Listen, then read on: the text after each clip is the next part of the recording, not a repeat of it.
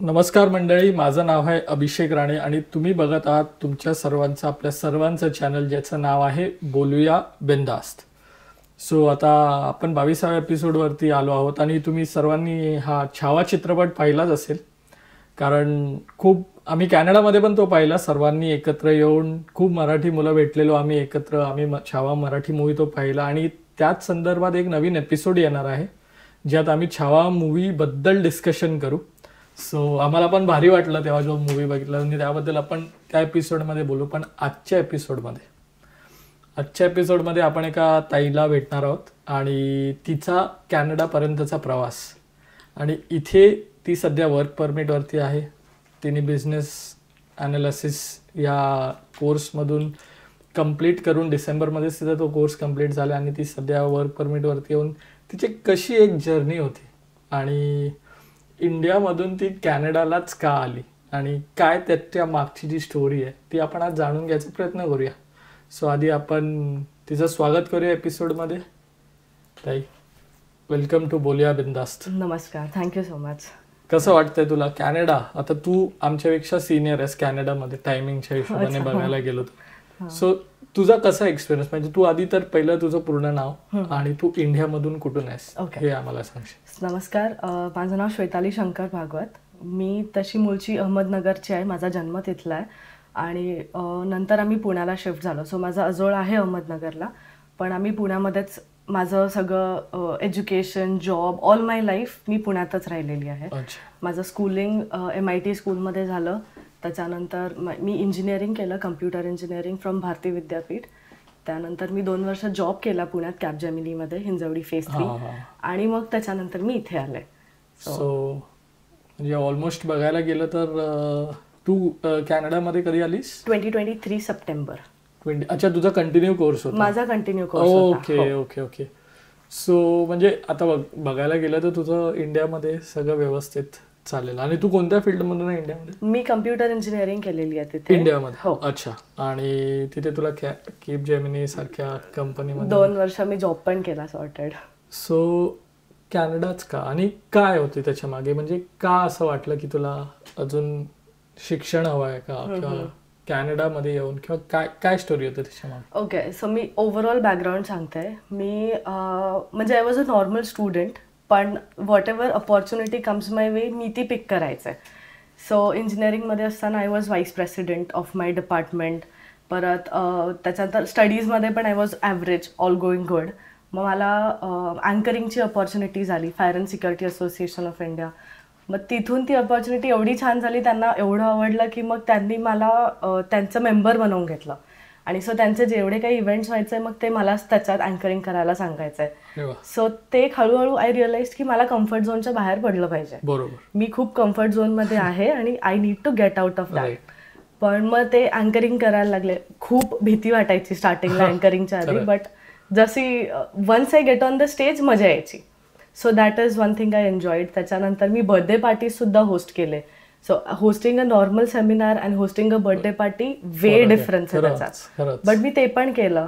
मग त्याच्यात असं झालं की ठीक आहे, आता जॉब लागला कॅपजेमिनीमध्ये. मग नॉर्मल स्टेबल लाईफ चालू झाली. आपलं नॉर्मल सकाळी लॉग इन करा 9 to 5 आणि त्याच्यात वेगळं काहीच होत नव्हतं. मला असं झालं की I need to level up myself a little. काहीतरी हायर एज्युकेशन घेतलं पाहिजे, पण मग ते कशात घ्यायचं ह्याच्यात माझी चर्चा सगळी चालू होती. मी लिटरली माझ्या सगळ्या क्लायंट्स सोबत पण गप्पा मारायचे की बार्कलेसचे क्लायंट्स होते, सो सगळे UK वाले क्लायंट्स. मग त्यांच्यासोबत स्मॉल टॉक करून हळूहळू गप्पा मारायला लागले की काय केलं पाहिजे. मी सॉफ्टवेअर टेस्टिंगमध्ये आहे आता, so what do you think, what should I do next. तर त्यांनी मला सजेस्ट केलं की software testing aligns well with business analysis, आणि तू IT इंडस्ट्रीमध्ये आहे तर try to stick to this industry. Don't restrict yourself but try to stick. तर मग बिझनेस अनालिसिसचा मग मी रिसर्च केला. मग तो माझ्या फील्डशी खूप अलाइन होत होता and it was very interesting. मला लोकांशी बोलायला आवडायचं आणि समवेअर बिझनेस अनालिस्टचं काम तेच असतं, that you have to talk with people, त्यांचे रिक्वायरमेंट्स काय हे अंडरस्टँड करायला. सो मग मी रिसर्च करायला स्टार्ट केला. इंडियामध्ये मला खूप रिस्ट्रिक्टेड नंबर ऑफ अपॉर्च्युनिटीज दिसले ह्याच्यात, जे मला मग कॅनडामध्ये हा स्पेसिफिक कोर्स दिसला. I just came across this course. Me specific Canada नव्हते सर्च करत, आय केम अक्रॉस. आणि त्याच्यात मग मी सब्जेक्ट्स त्याचे सगळे रिसर्च केले की काय सब्जेक्ट शिकवतायत, किती टाईमचा कोर्स आहे, मग स्टे बॅक पिरियड किती. असं नको व्हायला की मी कोर्स केला आणि मग चलो ओके टाटा बाय बाय, तसं नाही आहे. सो मग स्टे बॅक पिरियड सगळा रिसर्च केला, एव्हरीथिंग फिट परफेक्टली, सगळं म्हणलं ओके नाईस. मग मी घरच्यांना कन्व्हिन्स केलं की मला जायचं आहे बाहेर. सो मग त्याच्यात बजेट पण मी चेक केलं. US, मग मला ते घरचे obvious question, why not USA, तुला जायचंच आहे बाहेर तर मग US का नाही बघतच. म्हणलं मग मी बजेट वाईज पण मी विचार केला. US मला महाग वाटलं, मला कॅनडा थोडंसं अफोर्डेबल वाटलं. And more over stay back period was good. 2 years course, 3 years work permit, at least 5 years safe आहे. हां, सो मग म्हणून मग मी आले कॅनडाला. तुझं म्हणजे ते फॅमिलीला जेव्हा तू सांगितलंस ती पहिली initial reaction? Oh my God, that was a drama. कारण त्यांची इच्छा नव्हती मी बाहेर जायची, कारण मी आतापर्यंत कधीच घरच्यांपासून लांब राहिलेली. बरोबर. सो त्यांची बिलकुल इच्छा नव्हती. ते असे होते की इंडियात शोध, मग चेन्नई बघ, मग नॉर्थ बघ, मग सगळीकडे सर्च कर. मग माझे एक मामा आहेत, तर he was very much supportive to this thing. ते असे होते की नाही बाहेर जा, get out of your comfort zone, बाहेर जा, तू खूप शिकशील, तुला नाही वाटलं रिटर्न ये नंतर बरोबर, पण जा बाहेर. मग समहाऊ मामाचा थोडासा सपोर्ट होता आणि मग तो हळूहळू पुश दिला. मग पप्पा पण असं होते की चल ठीक आहे, तू कॉन्फिडंट आहेस म्हणून मी तुला अलाव करतोय की तू करशील, चल ठीक आहे. म्हणून मग फायनली मी आले इथे. ते ऍक्च्युली ते प्रत्येकाच्या म्हणजे आपण महाराष्ट्रात बघू ना तर ही सर्वांची इनिशियल रिएक्शन हीच असतेच. हो, कारण मी खूप लोकांशी बोललो, प्रत्येकाचं एकच होतं की म्हणजे आउट ऑफ नोवेअर त्यांना असं वाटलं की आपण जाऊयात. हो, आणि ती गोष्ट आपल्या घरच्यांना कन्व्हिन्स कशी करायची आणि त्याच्या मागचं एक गंमत असते ती म्हणजे तेव्हा आपण स्ट्रेस असतो खूप की घरचे काय बोलतील काय. पण आता असं आपण बोलताना असं वाटतं ना, मी लिटरली एवढा रिसर्च केला. म्हणजे त्यांचं असं होतं की फक्त जायचंय म्हणून जाऊ नकोस, तुझा सगळा रिसर्च दाखव मला, तुझा हाच कोर्स का, मला कन्व्हिन्स कर, मार्केटिंग कर. मी लिटरली पप्पांना अशी सेल्स पिच दिली आहे की मला का जायचं आहे, मग मला त्याचे how will this help my future and everything. मग ते जेव्हा त्यांना कॉन्फिडन्स दिसला तेव्हा ते म्हणले की ठीक आहे जा, असं आहे. आणि आता म्हणजे युजली तू मुलगी आहेस, सो तू ज्या एअरपोर्टवरती आलीस, ओ माय गॉड, ओके. माझे पण फ्रेंड्स जेव्हा गेलेले, मी त्यांना पण सी ऑफ करायला गेलेलो. आता मी स्वतः पण आलो, माझे पण फ्रेंड्स आलेले. पण तेव्हा कसं झालं की मी ब्लँक होतो. मला माझे ते इमोशन्स माहिती नाही कसे मी हे करू शकतो. आणि माझी पुतणी आहे छोटी, सो ती अगदीच 1-1.5 वर्षाचीच होती. सो ती अगदी पूर्ण वेळ माझ्या बरोबरच होती. सो तिला असं जाणून द्यायचं नव्हतं की मी खूप टाइमसाठी लांब चाललंय. आणि मित्र वगैरे खूप आलेले माझे भेटायला वगैरे, पण तेव्हा माझे अजिबात इमोशन्स असे थोडे पण नव्हते. असे मी ब्लँक होतो to be very honest. I was not excited. म्हणजे एक्साइटमेंट प्रचंड वेगळी होती माझी की मी कॅनडाला चाललोय फायनली. म्हणजे जी आपली प्रोसेस माहितीये तुला कॅनडाची कशी असते, पण त्या मुमेंटला I was totally blank. So तुझा काय एक्सपिरियन्स होता म्हणजे त्या एअरपोर्टवरती? मॉम डॅड, तुझी फॅमिली पण असणार, म्हणजे आता मामा वगैरे म्हणलेस तर ते पण आले असतील. आणि तू पुण्यात होतीस तेव्हा, सो पुण्यातून तू मुंबई एअरपोर्ट, सो तो पुणे मुंबईचा ट्रॅव्हल, ओके. आणि एअरपोर्ट वरची ते लाशे 2 तास 1 तास किती वेळ, तो काय होता? ओके, फर्स्ट ऑफ ऑल बरं झालं तू सांगितलंस की तू पण ब्लँक होतास. मलाच खूप वाईट वाटत होतं की मला तेव्हा काहीच हिट का नव्हतं करत. म्हणजे आय वॉज लाईक की मी एकटीच अशी आहे का की मला काहीच का नाही समजत आहे. सो ॲज यू सेड मुंबईला यावं लागलं. So it was around 2.5-3 hours journey. त्या दिवशी क्लायमेट पण खूप खराब होतं. It was all rainy, windy, असं काही काही चालू होतं. सो आम्ही खूप लवकर निघालो की बेटर वे टाईमवर जाऊयात. माझे आई वडील, भाऊ आणि मामा मामी असे आम्ही सगळेजण गाडीतनं आलो माझ्यासोबत. सो दॅट 3 hours आई पूर्ण वेळ रडत होती मागे. मी मुद्दामून आईसोबत बसले नाही, कारण मी तिच्यासोबत बसले मी पण रडणार. ती पूर्ण वेळ रडत होती आणि माझ्या डोक्यात फक्त असं होतं की ओके मी आता फ्लाईटवर बसणार आहे, फर्स्ट इंटरनॅशनल ट्रिप आहे, हाऊ डू आय मॅनेज, मी कसं सगळं हँडल करू, मामानी सांगितलंय असं असं करायचं आहे, स्टेप्स लक्षात येत ना. माझ्या डोक्यात पूर्ण वेळ हेच. त्याच्यानंतर मी एअरपोर्टला पोहोचले, अगेन एक्साइटमेंट की ओके मी फायनली कॅनडाला चालले, I am gonna board my flight now. ते सगळं मी हक केलं, मी निघाले, आत गेले, सगळं चेक इन सगळं झालं आणि मग मी लाऊंजमध्ये जाऊन बसले. मग जे मला ते हिट झालं की ओके मी फायनली निघाले आणि आता मी मिनिमम 2 वर्ष घरच्यांना भेटणार नाहीये. तिथे मग मला रडायला आलं. मग मी अख्खी जर्नी माझी खूप इमोशनल होती, पण मग फायनली इथे आले. आणि मग तुझ्याबरोबर कोणी होतं तेव्हा, कोणी भेटलेलं तुला असं रॅन्डम? म्हणजे फ्लाईटमध्ये? हो, सरप्राइझिंगली फ्लाईटमध्ये बरेच जण सेम इंटेक वाले होते. दे वर फ्रॉम मे बी गुजरातचे होते, एक जण नॉर्थची होती, असे वेगवेगळ्या जागेचे होते.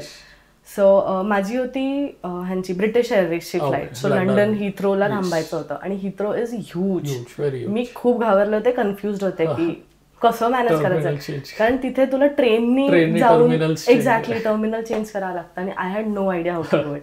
बट जसं ॲज यू सेड सरप्राइझिंगली मला भेटले फ्लाईटमध्ये बरेच जण. सो मग आम्ही लोकांनीच रिसर्च केला कसं कुठून काय जायचं आणि मग I had a company with me अख्खी फ्लाईट. सो थोडी फ्लाईट त्याच्यामुळे नॉर्मल झाली. मग नंतर तू इथे आल्यावरती किंवा त्याच ह्याच्यामध्ये पहिला व्हिडिओ कॉल जेव्हा तू केलास घरच्यांना, तो काय होता? तो बापरे, तो मी एअरबीएनबीला पोहोचले. अभिजित दादा त्यांनी मला ड्रॉप केलं आणि एअरबीएनबीला होते. मी घर फायनल करून नव्हते आले. सो कारण इथे कोणीच नाहीये, बरोबर, फॉर मी बॅकअप कोणीच नव्हतं. अभिजित दादा हा पहिला मराठी माणूस मला भेटला फ्रॉम दॅट ग्रुप. सो त्याच्याच भरोश्यावर होते की हा तो मला एअरबीएनबीला ड्रॉप करेल आणि तिथून पुढे माझं मला शोधायचं आहे. सो एअरबीएनबीला पोहोचले त्यांनी. मग घरच्यांना झोपच नाही मी पोहोचेपर्यंत. मी जशी पोहोचले घरच्यांना फोन केला, आधी ते सगळं गंगा जमुना झाल्या आणि मग ते असे होते की आता निवांत राहा, आता झोप. मग जी मला जेटलॅग झाला, मी जे 2 दिवस झोपले, मग फायनली फ्रेश होऊन मग मी घर शोधायला चालू केलं. मग मी 7 दिवस आधी घरच शोधत होते एअरबीएनबी मध्ये राहून. मग ते घर, ते पण मला मग मराठी ग्रुप कनेक्ट करून दिला अभिजित दादानी. मग त्याच्यातच मराठी लोकांशी बोलणं चालू झालं. मग तो असं होतं की चल ठीक आहे, तुला अजून मिळालं नाही, आपलीच आहेस, महाराष्ट्राची आहेस, तू आधी इथे ये, म्हणजे मी दुसऱ्यांना प्रेफरन्स नाही देणार, मी तुला देतो. मग दॅट वॉज गुड थिंग की त्याच्यामुळे मला आपली लोक इथे भेटली. खरंय. म्हणजे ते ग्रुप आहे तो KWC, तो सगळे ते दादा, हरेश दादा वगैरे त्यांनीच स्टार्ट केलेला ग्रुप. खूप सही ग्रुप आहे तो, म्हणजे खूप लोकांना मदत होते त्याच्यातून ऍक्च्युली. तसंच सो ही एक, आता जेव्हा तुला हे सगळं आता 2 वर्ष ऑलमोस्ट होतील, आम्ही पण 23 सप्टेंबर मध्ये आलो. ओके. पण आमचा ब्रेक होता, मग माझा कंटिन्युअस कोर्स होता. ओके. सो आता असं आधी माझं पण तेच झालेलं की मला तर हिट म्हणजे मी लँड झालो, 1-2 दिवस राहिलो. ओके. त्याच्यानंतर मला त्याच्यानंतर हिट झालं ऍक्च्युली. आणि माझं तर गंमत काय आहे की युजली असं की मॉम्स खूप हे असतं, मला तर पप्पा सोडायला पण नाही आले घरून. म्हणजे बोलतात मी एअरपोर्टवर येऊच नाही शकत. अरे बापरे, खूप इमोशनल. त्यांनी काही दाखवलं नाही मला, पण ते घरून आले, बोलतो नाही मी एअरपोर्ट वरती येणार नाही, तू जा, मेरको एअरपोर्ट वर आले, असं होतं त्यांचं. सो ते सगळ्या गमती. आता मला असे एक्सपिरियन्सेस नव्हते. आता ते ह्याच्या आधी पण नेहा दिदी होती तिथं आता PR वरती, आणि त्याच्या आधी पण आम्ही फक्त दोघांशीच बोललोय, सायली आणि नेहा दिदीजी असे, आणि तू तिसरी आहेस की as a woman guest in बोलूया बिंदास. सो प्रत्येकाचा एअरपोर्टचा जो हे असतो तो ऐकायला. स्टार्टिंगला मला असं झालं की यार मी त्यांच्यासोबत अजून थोड्या वेळ थांबायला पाहिजे होतं का, पण मी खूप एक्साइटेड होते. सो मग जसा टाइम झाला मी निघाले आणि मग सगळं झाल्यावर जेव्हा मला ते हिट झालं ना, दॅट वॉज बॅड. ओके, आता मी त्यांना भेटू नाही शकणार आहे 2 वर्ष असं. मग भाऊ, तुझा छोटा भाऊ आहे? हो, लहान, 6 वर्षांनी लहान आहे तो माझ्यापेक्षा. बॉन्ड असेल तो तेव्हाच खूप, म्हणजे मी त्याला खूप मिस करते. आमचं सकाळ संध्याकाळ दिवसभर टॉम अँड जेरी चालू असतं घरी. He is my best friend till date. आणि म्हणजे मला आत्ता पण असं हे होतं की मी त्याला खूप मिस करते. मी त्याच्यासोबत एक म्हणजे एज गॅप असून सुद्धा मी खूप क्लोज होतो. आणि he understands me well, I support him well. So त्याच्यामुळे आमचा बॉन्ड तेच असतं. सिबलिंग्स, मला आणि माझ्या मोठ्या भावाचा 10 वर्षाचा gap. But age gap doesn't matter. आम्ही दोघं, आमच्या दोघांचं पण पटत नाही, पण राहू पण नाही शकत. पण एक्झॅक्टली, म्हणजे तुझ्या विना कर्मे ना असं आमचं काही होते, भांडण म्हणजे बेकार, पण आम्ही राहूच नाही शकत. 2 दिवसापेक्षा जास्त मी राहूच नाही शकत त्याच्याशिवाय. हो, ते खरं. ते झालं. मग त्याला असं होत होतं की नंतर मिस करत होतो खूप. मग त्याला असं वाटलं की मी लांब चाललंय. म्हणलं अरे नाही, इथे लाईफ खूप वेगळी आहे. इथे माणूस खूप बिझी होऊन जातो. सो असं नाही की यू पर्पजली इग्नोर वगैरे, बट इथली लाईफ खूप वेगळी आहे, खूप वेगळी आहे. चांगलं यार. हाच एक एक्सपिरियन्स, गमतीचा भाग आहे हा ऍक्च्युली. पण प्रत्येक इंटरनॅशनल स्टुडंटला मी खरंच मानतो की आपण ज्यांच्याबरोबर आयुष्यभर राहिलोय त्यांच्या बरोबर उठणं बसणं झोपणं, रोज रात्री घरी गेल्यावरती ती चेहरे जेव्हा दिसतात, ते कितीही थकलो असेल कितीही काय केलं असेल तरी रात्री घरी. एक्झॅक्टली. सो खरंच प्रत्येक इंटरनॅशनल स्टुडंटला एक रेस्पेक्ट मॅक्स. असेच पण हसल करत राहा, एन्जॉय करत राहा, आणि तुम्हाला काहीही मदत लागली असेल, तुम्ही नवीन येत आहात, बोल्या बिंदास्त आपला आहे, कॉमेंट करा, प्रश्न विचारा आणि आम्हाला नक्की कळवा, कारण हे तुमचं चॅनल आहे. ठीक आहे. सो घाबरू नका बोलायला. सो आता आपण इंडियातच आपण फिरत होतो आपण, कारण फॅमिली टॉपिक आलं तर आपण गप्पा तर या थांबणार नाही. सो जेव्हा तू पहिली लँड झालीस, आता तू जसं बोललीस की तू अभिजित दादाने तुला हेल्प केली, तू एअरबीएनबीला गेलीस, एअरबीएनबीला तू 7 दिवस एअरबीएनबी मध्ये, तर एअरबीएनबीचा फंडा काय, म्हणजे तू एअरबीएनबी तिकडून बुक केलेलं, सो ते किती एक्सपेन्सिव्ह असतं, म्हणजे लोक काय करतात, लोकांना माहिती नसतं हे की इथे येऊन आपण एअरबीएनबी करूया आणि 7 दिवस राहूया, पण ते 7 दिवस म्हणजे मी सांगते सगळं. सो इनिशियली माझं the reason for booking Airbnb was की मला इंडियातनंच घर बुक नव्हतं करायचं, या कारणासाठी की मी युट्यूबवर व्हिडिओज असे ऐकले होते, जे आपण ऐकतो ना येण्याआधी रिसर्च, की इकडे येऊन स्कॅम होऊ शकतात. सो ते असे होते की पाहिजे तर तुम्ही टोकन अमाऊंट भरा, बट पूर्ण बुक नका करू, बिकॉज इथे आल्यावर कळते की ती जागाच एक्झिस्ट नाही करत. सो मी इंडियामध्ये भरपूर लोकांना Facebook market place through contact केला, त्यांच्याशी आपण अपॉइंटमेंट वगैरे बुक करून ठेवली, ते सगळं केलं. बट मेन रिझन वॉज की एअरबीएनबी करू, तिथे जाऊन बघू, वाटलं ठीकठाक ट्रान्सपोर्ट एव्हरीथिंग सगळं नीटनेट असेल तर मग फायनल अमाऊंट करून टाकूयात. सो मी एअरबीएनबी सर्च केली. किचनर आपल्याला माहितीच आहे, कॉलेजच्या जवळची एअरबीएनबी असं मी बघितलं, आणि at that time it was for 7 days around 30-40,000 for me. So आहे ना 30-40,000 मला तिथे लागले. बट आय वॉज लाईक की ठीक आहे, इनिशियली तो मेजर स्कॅम वाचवण्यात, नाही तर राहायलाच जागा नाही. ऍटलीस्ट मला स्कॅम झाला हे कळलं तरी ऍटलीस्ट एअरबीएनबी आहे बॅकअप मला राहायला, आणि नंतर आय कॅन एक्सटेंड, नंतर I can book any other Airbnb. So that was around $30,000-40,000, sorry, rupees. तेवढे रुपीज, आता डॉलर्स मध्येच होतं.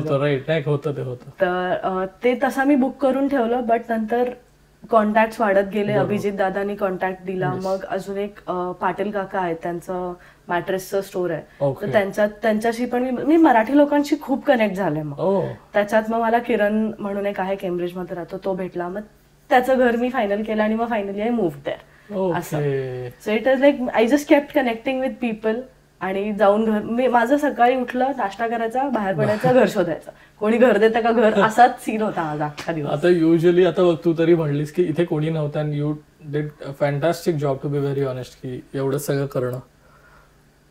त्याच सोबत आपण जेव्हा इथे येतो, इनिशियल डेज जे असतात आपले, ते आपण फक्त कोप अप करायला जातात आपले, की आपण एका अशा प्रदेशातून आलोय जिथे थंडी म्हणजे काय असते त्याचं डेफिनेशन 12 डिग्रीवरती संपतं, आणि इथे फॉल मध्ये पण आपण 10 डिग्री 16 डिग्रीज मॅक्स 20 डिग्री, म्हणजे हे म्हणजे त्यांना 20 डिग्री म्हणजे घाम म्हणजे वेळच होतात, ते लाल होतात. पण जेव्हा तू इनिशियली इथे आलीस, तो एक स्ट्रगल असतो. थंडी कशी म्हणजे बॉडीला सवय लावायची, मेंटली आपण स्वतःला प्रिपेअर करण्यात ब्रेकडाऊन्स जे म्हणतो आपण ते होतं. त्यात तू इथे येऊन 7 दिवस घर शोधत, तर ते कसे होते ते दिवस, जेव्हा आता आठवतेस तू, जेव्हा की तुझं आता वर्क परमिट आहे, सगळं कोर्स संपलाय, तर at least you can stay, you can survive. आणि ते दिवस जेव्हा आपण किती नाही म्हटलं तरी एक थॉट द्यायचो, सगळं करून इथे काय करतोय. सो तो दिवस आणि आजचा दिवस, सो त्या दिवसाबद्दल काय म्हणणं आहे, कसं होतं ते? ओके, सो म्हणजे इनिशियली आधी मी आले ऑगस्ट एंडला, सो तो टाइम असा होता की इथे खूप गरमी होती. आता पुण्याची गरमी कोरडी गरमी आहे, आणि इथली गरमी समथिंग वेगळी होती. माझी पूर्ण स्किन बर्न व्हायची, मला खूप त्रास झाला इनिशियली इथे, आणि त्याच्यात मी दिवसभर बसने शोधत फिरते बाहेर. सो नंतर मला माझीच स्किन बघवत नव्हती, अशी ती हालत झाली होती. सनस्क्रीन मी इंडियाचं आणलेलं इथे कामच नाही करत आहे. परत इनिशियली आपण एकदम बजेटवर येतो, आणि माझं असं होतं की जोपर्यंत जॉब नाही लागत आहे, save as much as you can. मग त्याच्यात पण जाऊन सनस्क्रीन विकत घ्यायचा तर तो पण मोठा खर्च आहे.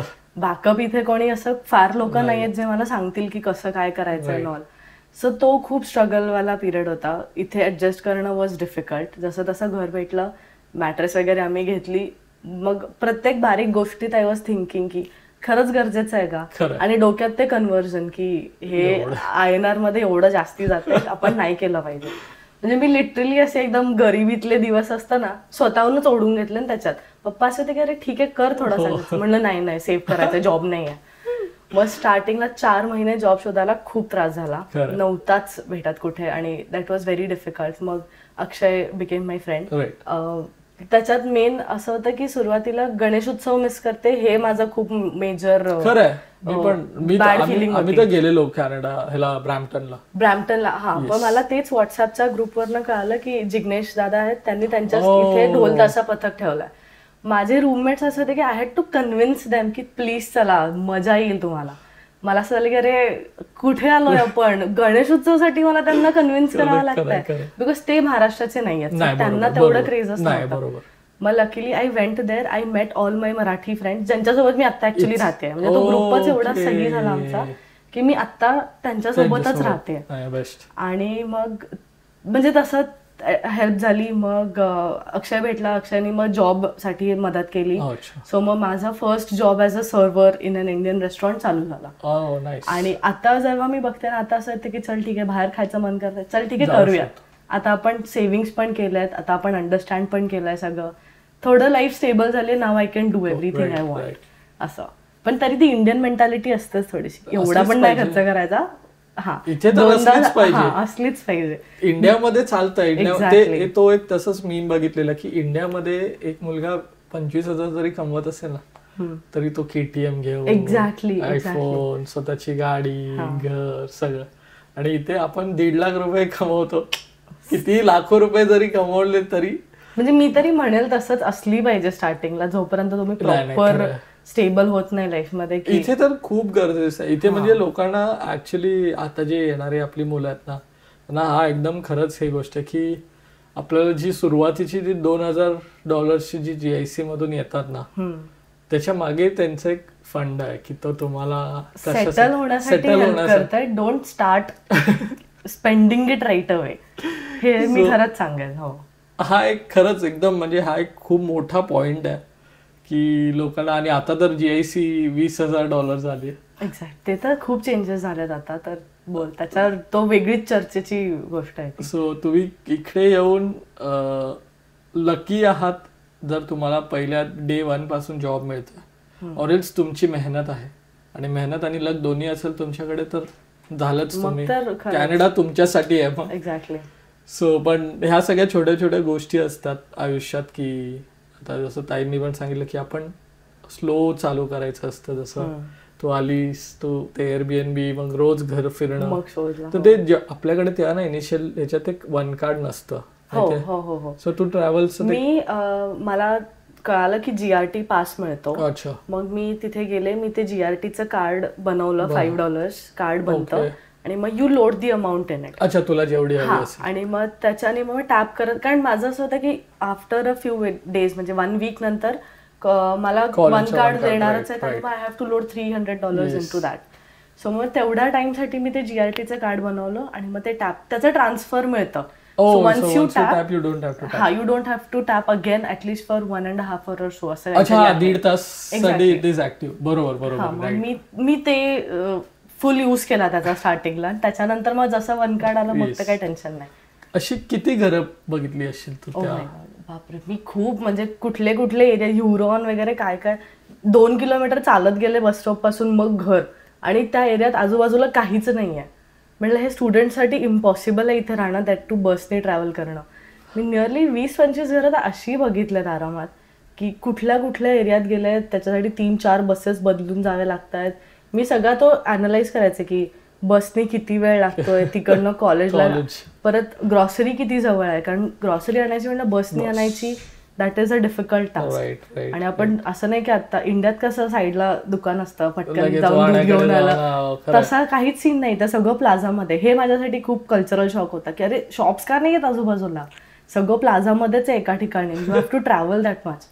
सो ते मी सगळं अनालाइज केलं. So I had a tough time at that time.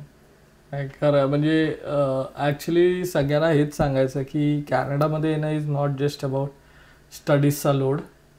तुम्हाला एक्झॅक्टली पार्ट टाइम हे घरांचे हे आणि तुमचं शिक्षण, कारण इथे येऊन लोक एका झोन, आम्ही पण तसेच आहोत, एकदा तुम्ही जॉबच्या झोनमध्ये गेलात सो तुम्ही त्याच्या मागे खूप जास्ती धावता आणि त्याच्यात तुमचे ग्रेड्स अफेक्ट होतात, तुमचं शिक्षणाचा थोडा इश्यू होता. आणि इथे ते लोक शिक्षण अटेंडन्स ह्याच्यावरती खूप विचार करतात. सो अशा छोट्या छोट्या रिस्क ज्या तुम्ही घेता आता की 2 पैसे जास्त कमवण्यासाठी तुम्ही तुमचे जे एज्युकेशन, ज्या मेन कामासाठी तुम्ही आला आहात एज्युकेशनसाठी, त्याला थोडं आपण निग्लेक्ट करतो. आमच्याकडून पण कधीतरी झालं असणार, ते झालंच आणि झालं पण पाहिजे, ते होतं कधीतरी. पण जास्त इम्पॉर्टन्स कशाला, आणि इम्पॉर्टन्सपेक्षा तुम्ही काय म्हणतो आपण ते एक बायफर्गेशन हवं, तुम्ही कोणत्या गोष्टीला किती प्रायोरिटी देता. Correct correct. आणि जर ते तुम्ही करू शकता, जसं तू पण तेच केलं सुरुवातीला. म्हणजे स्टार्टिंगला असं झालं की स्वयंपाक पण आपल्यालाच करायचा आहे, भांडी पण आपल्यालाच घासून ठेवायची आहेत, असाइनमेंट्स पण बघायचे, पार्ट टाइमसाठी ट्रॅव्हल पण करायचं. सो इन दॅट इनिशियली मला टफ गेलं, बट देन आय रिअलाइज की I need to organize everything. Meal prep केलं पाहिजे, कधी कधी फ्रोझन आपण नसतं ना घरी बनवून फ्रीज करून ठेवायचं, हे पण खूप गोष्टी असतात. And it's not unhealthy, it is good and it helps, it saves you a lot of time. So I started doing that. Meal prepping करायचं, असाइनमेंट आली टाइमवर संपवून ठेवायची, ती भलेही सबमिट नको करू लगेच, पण प्लॅन ऑन ऑर्गनाइज तरच पॉसिबल आहे. नाही तर एवढा लोड होतो ना या सगळ्या गोष्टींचा की मग सगळं अवघड वाटतं. मग असं होतं की का आलो कॅनडा, ते सगळं मग प्रश्नचिन्ह येतो डोक्यात. आता तुला मी एक प्रश्न विचारतो, ठीक आहे? आता तू म्हणजे किती घरं बदललीस इन टोटल? आता मी तिसऱ्या घरी आहे. तिसऱ्या म्हणजे एअरबीएनबी इज नॉट काउंटेड? नाही, Airbnb is not. Okay. So एक प्रश्न, रूममेट्स महत्वाचे की घरातल्या फॅसिलिटीज महत्वाचे? रूममेट्स महत्वाचे. ऑनेस्टली विथ एक्सपिरियन्स रूममेट्स महत्वाचे, because that is your peace. कारण आता आपण काय करतो, आपण लगेच प्रायव्हेट रूम घेत नाही कारण we need to save money. Facilities असतील नसतील सगळं मॅनेज होतं. तू कुठल्याही खंडरमध्ये जा, मॅनेज होईल. बट जर तू त्या बेडरूममध्ये गेलास आणि तिथे जर तुला पीस नाही आहे तर युअर फक्ड अप. म्हणजे sorry for this word, I am really sorry, but genuine experience आहे.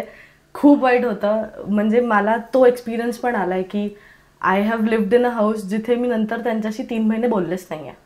माझं एवढं तो डाऊनफॉल चालू झाला त्यांच्यासोबत. सो आय डिसाइडेड की बस आता घर चेंज करायचं. सो रूममेट्स खूप मॅटर करतात, खूप जास्ती. Choose your roommates wisely. तो म्हणजे मी बोलायला लागले तर माझ्याकडे खूप एक्सपिरियन्स होता. So I don't want to get into that. असा सीन आहे. इथे हा तर एकदम म्हणजे हा एक्सपिरियन्स असलाच पाहिजे.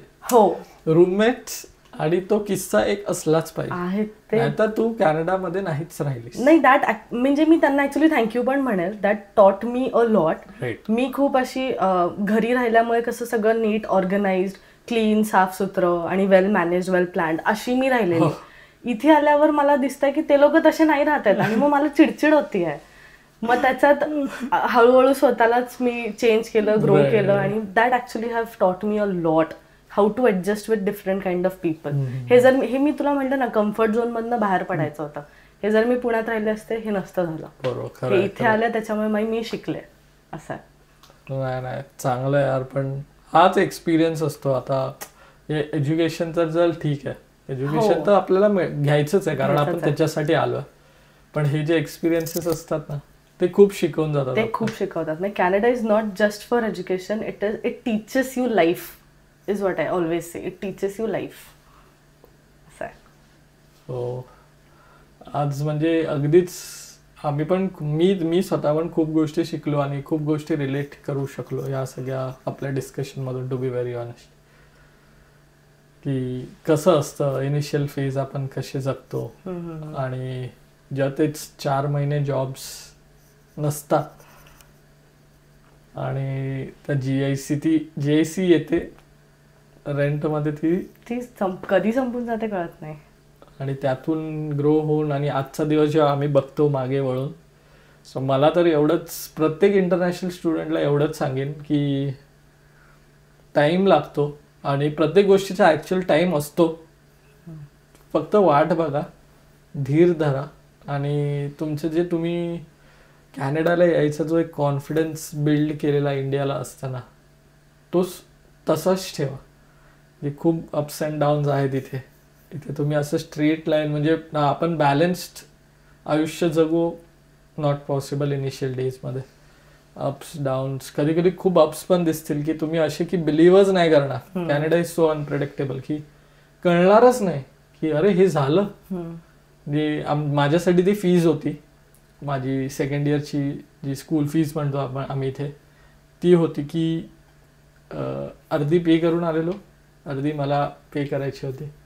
सप्टेंबर 23ला कोर्स सुरू झाल्यापासून सप्टेंबर 24 एका वर्षात एवढे नाहीच होणार हा बोलणारा मी, तीच व्यक्ती 6 महिन्यात पुढचे जानेवारी ते जून करू शकते. तर कोणीही करू शकता तुम्ही. फक्त धीर धरा आणि या बिंदास. जर तुम्हाला जगणं काय असतं ॲज अ अडल्ट लाईफ आपण म्हणू शकतो. आपण फक्त आईबाबांना आपल्या बघत आलोय आणि जेव्हा आईबाबा बोलायचे की आम्ही शाळेला जाताना 12 किलोमीटर चालत, 2 नदी क्रॉस करून, असं तसं ज्या स्टोरीज, सो आम्ही पण सांगू शकतो 1 फीट स्नो चालत बस स्टॉप पर्यंत जाऊन कॉलेजला.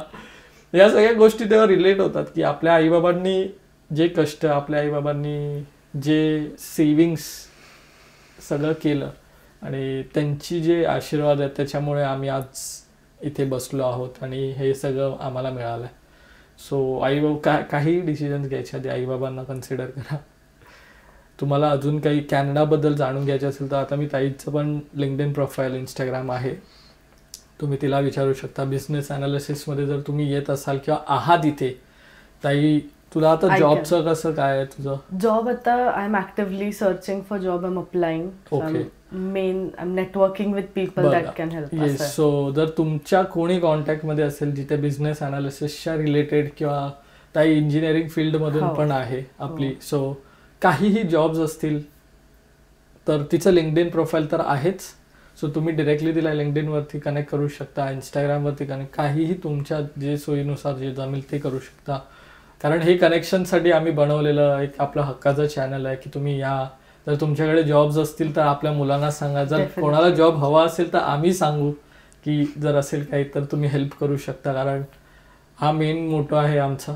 आपले जे येणारे मराठी मुलं जे इथे आहेत ते आणि जे इथे येऊन ज्यांनी स्वतःचं एक काय म्हणू शकतो एक वेगळे एक एम्पायर बिल्ड केलं. येस.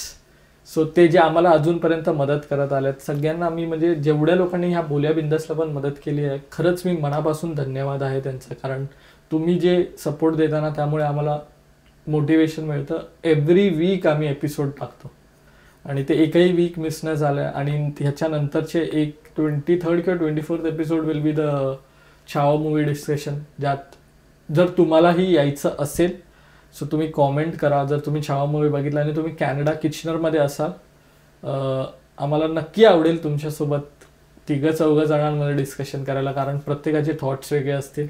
आम्हाला पण नवीन गोष्टी ज्या मी मिस केल्या त्या मूवीमध्ये ज्या तुम्ही मला सांगून, तुम्हाला जर छत्रपती संभाजी महाराजांचा इतिहास अजून कोरमध्ये माहिती असेल आणि जो आपल्याला सांगायचा असेल आपल्या फक्त महाराष्ट्रातल्या लोकांनाच नाही तर पूर्ण जगभरात, आता तो जगभरातच चालतं, तर ते करायचं असेल तर नेक्स्ट एपिसोड आम्ही तो शूट करणार आहोत. सो तुम्ही जर यायचं असेल तर प्लीज कॉमेंट करा आम्हाला. बोलिया बिंदासच्या इंस्टाग्रामवरती DM करा. आमचे सगळ्यांचे इंस्टाग्राम्स आहेत.